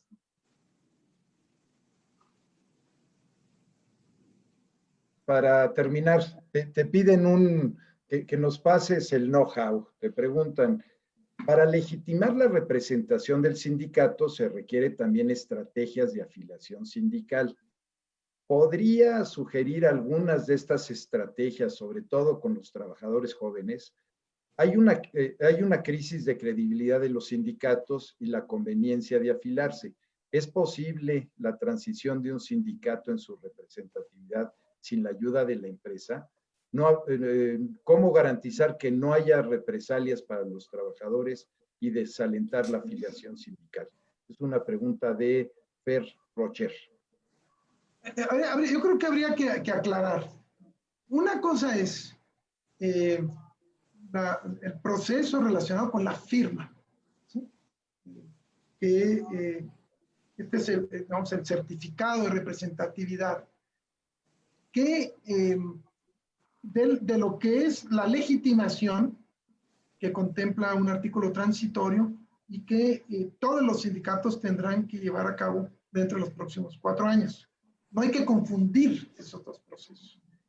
El segundo, que seguramente es al que se refiere, la propia ley señala que la empresa no se mete para nada. Es el sindicato el que lo lleva a cabo. Pero está claro que si no lo lleva a cabo, se muere el contrato colectivo. Subsisten los derechos adquiridos. Entonces, ineludible. También a las empresas les interesa que se desahogue.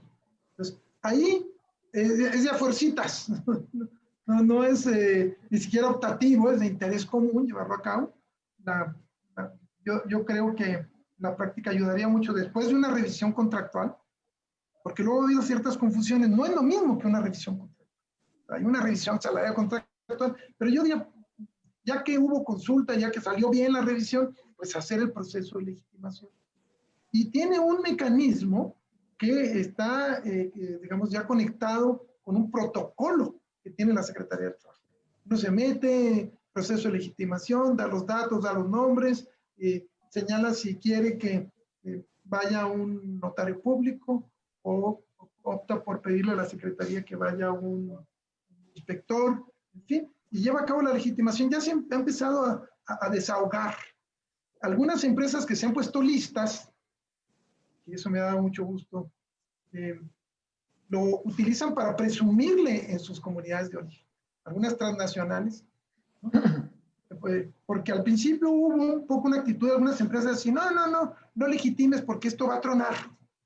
Esto va a tronar, en fin, el gobierno se va a caer, ¿no? No se dan cuenta que a mi juicio cada vez está más fuerte, ¿no? Y que va caminando la reforma bien y que además, insisto, los americanos y ahora después del triunfo de ustedes ya saben quién, pues es obvio que va a haber, hay un interés muy fuerte en el vecino país del norte y también en Canadá, de que haya una cierta, no igualdad salarial, que sería una locura, sino cuando menos una mínima compatibilidad que rompa con esta diferencia de 12, 13 veces el salario.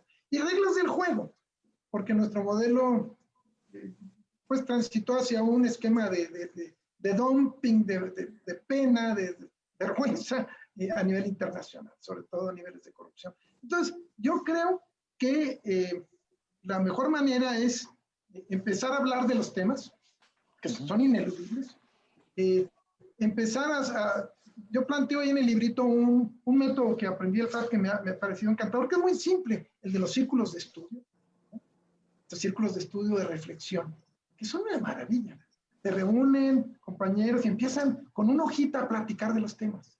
¿Cómo ves tú esto? Pues, ¿qué opinas? Y empieza a generarse una dinámica de comunicación entre los trabajadores a nivel de departamento y luego y pláticas. Pero yo diría que no se meta a la empresa, porque además al final no se va a meter. Estoy hablando del proceso de legitimación. Está prohibido que la empresa incluso participe en la votación. No la va a necesitar. Yo sé que muchos líderes que entraron por el aliento divino de la empresa, pues sienten que se rompe el cordón umbilical, pero bueno, hay que romperlo. A mí me da mucho gusto, por ejemplo, que algunos líderes sindicales nos decían, es que nosotros dependemos de los abogados patronales, que son nuestros verdaderos jefes. Ah, ¿por qué? Porque son los que nos proveen de los contratos de protección. Bueno, si nos peleamos con ellos, ya nos vuelven a dar contratos. Y entonces tenemos que atender lo que nos digan. Y, oye, no vayas a defender a Juan, que lo corrieron. Pues no lo defendías, ¿no? ¿Por qué? Porque si yo rompo con mi verdadero patrón, entonces no tengo futuro como líder sindical. Este cordón umbilical se va a romper, porque ahora los líderes no van a depender del abogado patrón, sino van a depender de la votación secreta y directa de los trabajadores. Entonces es muy interesante. Entonces yo diría que los círculos de estudio son una cosa maravillosa. Me acordé ahorita de una anécdota muy bella que se cuenta de la época magonista, época de Flores Magón, allá antes de Porfirio Díaz, ¿no? Donde hubo todos esos movimientos gremiales no sindicales, básicamente en la zona de Puebla, Orizaba, Veracruz, ¿no? La textil, en fin. Y decían ellos, tenían periodiquitos muy padres, ¿no? Tenían nombres muy bonitos, el Colmillo Ciudadano. Escribían ellos, ¿no? El Colmillo Ciudadano. Y escribía, y luego decían ellos, tenemos 3 armas para luchar, que eran la biblioteca, la caja de ahorros y el círculo de estudios. Esas son las 3 armas con las que luchan. Y en la noche se ponían a reflexionar, a leer y a discutir, y les dio una fuerza increíble. Es que cuando uno lleva a cabo ese proceso de ver, juzgar y actuar, ¿no? Es muy de Freire o del método, ¿no? Educativo, primero ver o reflexionar, digamos, adentrarte en la información, luego hacer juicio y luego esto convertirlo en una línea de acción. Esa me parece que es clave. Empezar a darles algo de información, sin temores, y además con la convicción de que se necesita tener un sindicato porque uno solo no puede actuar, y de que empiecen a consultar a los trabajadores, como dicen, a transitar hacia la prueba del ácido, dicen en el medio laboral. La prueba del ácido es que haya elección legítima, que haya transparencia en los dineros, que no se claven la lana, ¿no? Y tercero, que se consulte a los trabajadores en la negociación. Si empiezan, por ejemplo, a hacer asambleas o empezar a decirles, aquí está el dinero. Yo sé que para algunos que como sería suicida, ¿no? Pero bueno, hay que acostumbrarse a que el dinero es de los trabajadores y que no va a haber de otra, y que va a haber mucha fiscalización. Y yo creo que va a haber incluso pues, acciones contra aquellos que tengan riqueza inexplicable. Y por ahí va la cosa. Entonces, hay que empezar a aflojar información, a darle a los trabajadores cauce a sus inquietudes y no perder el tiempo, porque son 4 años. Ahorita ya llevamos año y medio. Entonces quedan 2 y medio, y si a los 4 no se legitima, entra pues la decisión de morir, ¿no? Con la contratación colectiva. Tenemos, Arturo, tu tocayo Arturo Martínez te felicita a través del chat de Facebook. Álvaro Altamirano también estuvo siguiendo. Maximiliano Camiro también está en Juan Carlos Somuano, Denatú Guerra, Abel Domínguez, Fer Rocha, Sus Fernández, Abel Domínguez Rivero, perdón, Abel Domínguez Azus está por aquí. Alumno de la maestría también. Entonces, pues hemos tenido cerca de 80 personas viéndonos en Facebook Live. Katy Luna, Marijose también te felicita mucho. Héctor Amador Román te felicita por tu libro. María Eugenia Ríos y Gabriela Tamayo te felicitan mucho por tu exposición y enhorabuena por tu libro. Luis, ¿algún otro comentario final? Oye, el librito hay que decir que es baratísimo, no es propaganda, pero cuesta 180 pesos. Se consigue en cualquiera de las porrúas.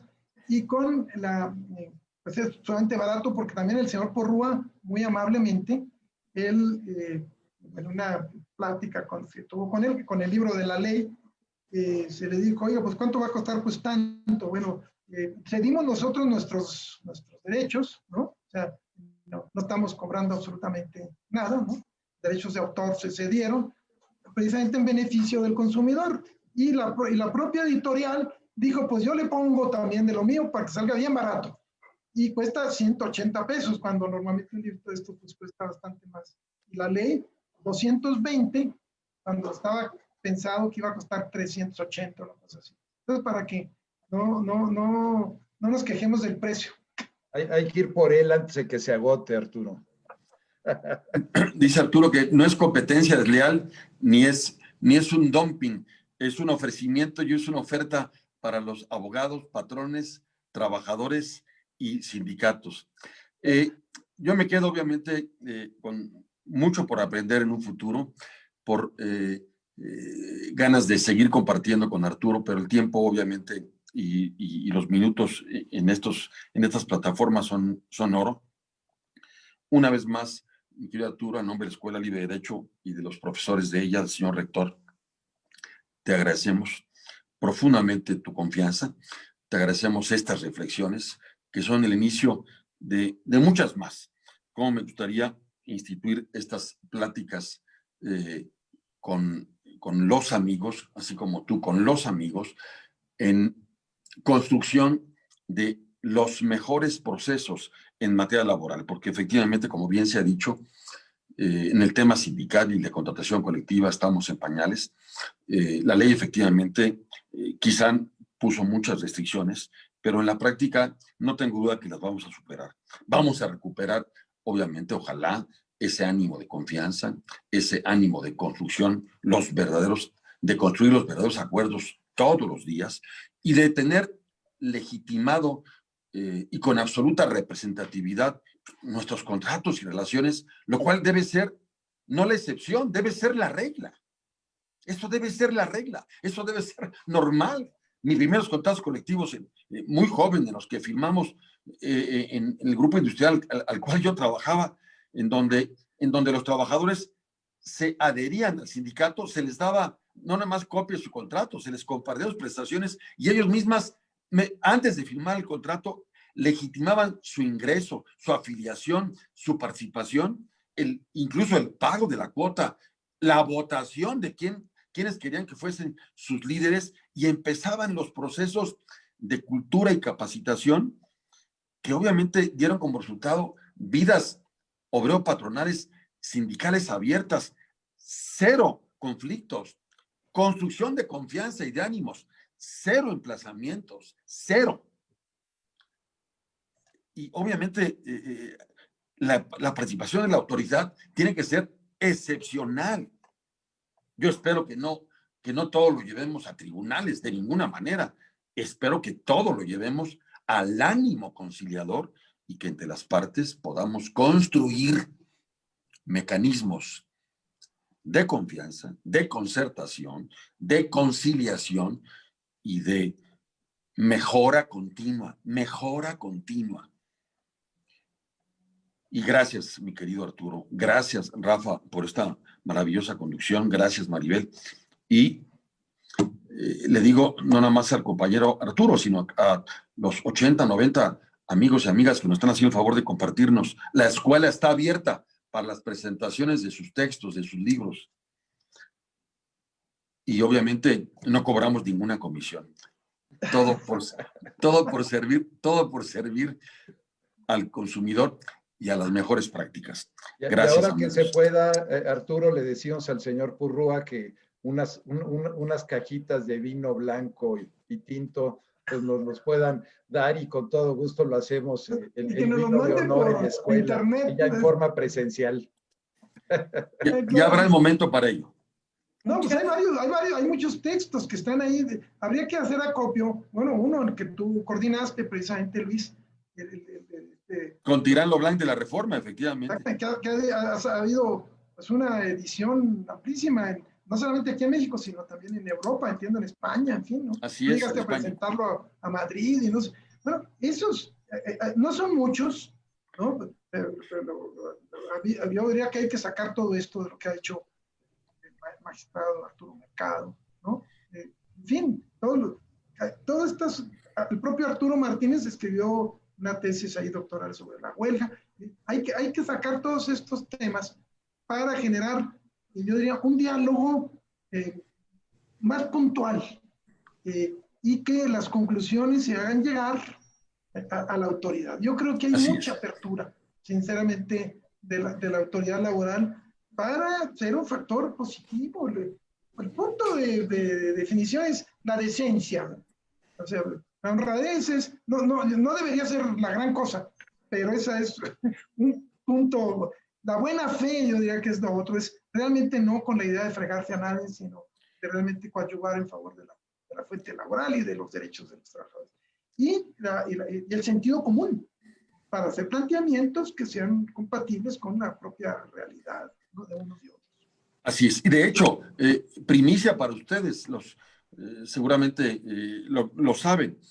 Mañana, 8:30 de la mañana en punto, de 8:30 a 9:15, don Alfredo Domínguez Marrufo abrió su agenda, ahorita agenda muy complicada, pero abrió su agenda para platicarnos de las expectativas y de las oportunidades que tiene hoy al frente del Centro Federal. Mañana, en un evento también coordinado por la Escuela Libre de Derecho, de 8:15, 8:30 en punto, a 9:15. Sí fue muy, muy puntual don Alfredo diciéndome, esa es la oportunidad que tengo, y le dije, adelante, con mucho gusto. Así que esos 80, 90 compañeros y compañeras que nos están escuchando, están mañana también, incluyendo tu persona, mi querido Arturo, invitados a escuchar lo que nos puede compartir, lo que nos pueda compartir Elisiado Domínguez Marrufo sobre efectivamente esta gran apuesta que viene en relación con el Centro Federal, las oportunidades, expectativas y la construcción de mejores prácticas. Perfecto, ¿no? Que lo felicito, porque además sé que está muy ocupado y es un tipazo el licenciado Domínguez. Qué bueno que le dieron esa responsabilidad con una votación, habría que decirlo, gigantesca en el Senado. Sí. Pocas veces vista, ¿no? Sí. El consenso de todos los partidos. Todos. Quedamos muy impresionados de cómo se ha ganado el prestigio en el medio. Muy bien. Pues muchas gracias, de verdad, gracias al Presidium, gracias maestro, y si le parece, en 15 minutos podemos retomar su clase para decirles a los alumnos que en 15 minutos nos conectamos a su clase. Perfecto, gracias. Muchas gracias. Pues, a todos. Me manda, bueno, con el Zoom que me mandaron ya, muy bien. Sí, Muchas gracias a todos, gracias a los que estuvieron. Gracias, saludos, un abrazo. Gracias. Oscar, gracias, abrazos. Qué amables a todos ustedes. Ana Lidia, gracias. Saludos. Gracias. Bye.